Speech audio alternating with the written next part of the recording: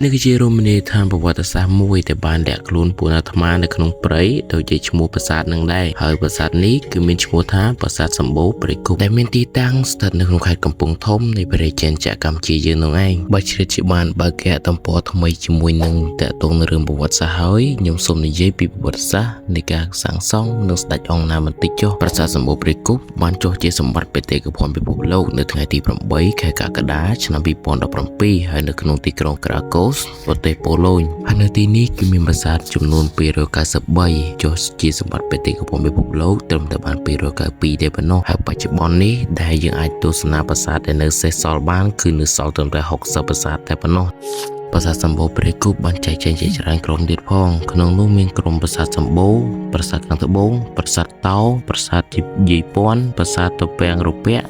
ក្រោលរមាសរួមទាំងប្រាសាទស្រីគ្រប់លក្ខផងដែរក្រុមប្រាសាទសម្បូរគឺមានប្រាសាទចំនួនសរុបនោះគឺ51ហើយសពថ្ងៃដែលយើងអាចទស្សនាបានត្រឹមតែ16តែប៉ុណ្ណោះចំណែកឯក្រុមប្រាសាទតោគឺមានចំនួន43ហើយយើងអាចទស្សនាបានមើលបាននៅសល់តែមួយប្រាសាទតែប៉ុណ្ណោះហើយចំណែកឯប្រាសាទយាយពាន់គឺមានចំនួន35ប្រាសាទហើយចំនួននៅសល់គឺមិនជាក់លាក់នោះទេបើជាមានការខុសឆ្គងនិងមិនត្រូវកន្លែងណាសូមអធិស្ឋានផងពួកនេះតាមខ្ញុំមើលតាមឯកសារមួយចំនួនតែប៉ុណ្ណោះអាចតែមានឯកសារខ្លះខុសក៏ថាបានពួកខ្ញុំមិនហ៊ានប្រកាសនោះទេហើយប្រាសាទសម្បូរព្រៃគុកនេះហើយគឺជាប្រាសាទដំបូងដែលបានកត់ត្រានៅក្នុងប្រវត្តិសាស្ត្ររបស់ចិននៅក្នុង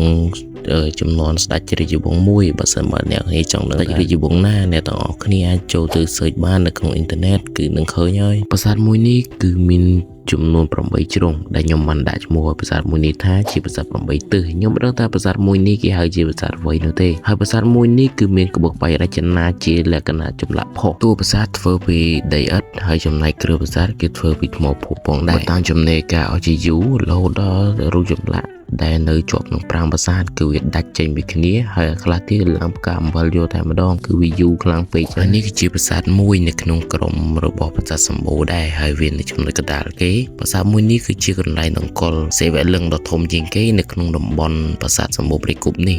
ហើយប្រាសាទមួយនេះគឺមានឈ្មោះថាកប់ពេរេស្វរៈដាក់ឈ្មោះទៅតាម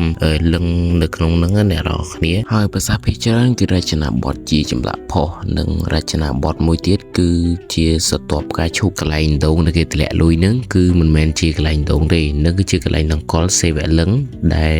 កន្លែងហ្នឹងគឺវាខ្ទេចខ្ទីនឹងខូចខាតប្រេះស្រាំហ្នឹងគឺដោយសារតែនាសម័យ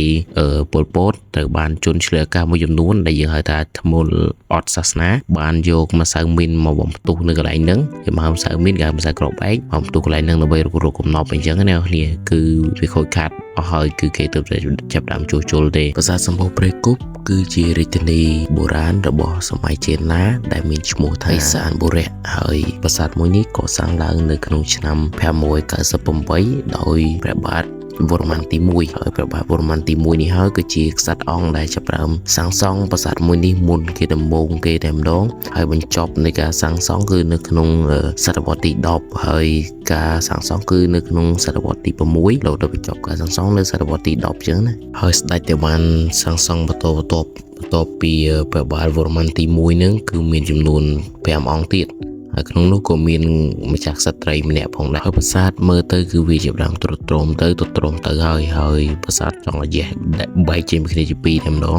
រហូតដល់ក្រសួងបានយកដែកមកផ្សារអបវាកុំឲ្យវាយះជាមួយគ្នាហើយក៏ជាដើមជួសជុលបន្ថែមដែរព្រោះវាប៉ះពាល់ដោយសារសង្គ្រាមដោយសារកត្តាធម្មជាតិជាច្រើនអញ្ចឹងទៅធ្វើឲ្យប្រាសាទវានៅអត់បានយូរទេអញ្ចឹងក៏អាជ្ញាធរក៏ចាប់ផ្ដើមជួសជុលនឹងកែកុននឹងចំណុចដែលខ្វះខាតចំណុចដែលខូចដែលប៉ះពាល់ដោយសង្គ្រាមនឹងកត្តាធម្មជាតិហ្នឹងដើម្បីវាបានមកសភាពរៀងមាំនិងក៏អាចជាមុនវិញខ្ញុំសង្ឃឹមថាវីដេអូនេះអត់មានការពាក្យសម្ដីណាលើសលួសឬក៏អីមួយខ្ញុំអធិស្ឋានទៅដល់អ្នកនរគ្នាបើសិនបើខ្ញុំប្រើពាក្យសម្ដីលើសលួសនិងខុសឆ្គងកន្លែងណាខុសប្រវត្តិសាស្ត្រកន្លែងណាខ្ញុំក៏អធិស្ឋានខ្លាំងមែនទែនព្រោះប្រវត្តិសាស្ត្រខ្លះខ្ញុំដកចេញមកពីឯកសារមួយចំនួននិង website មួយចំនួនហើយខ្លះទៀតក៏ខ្ញុំ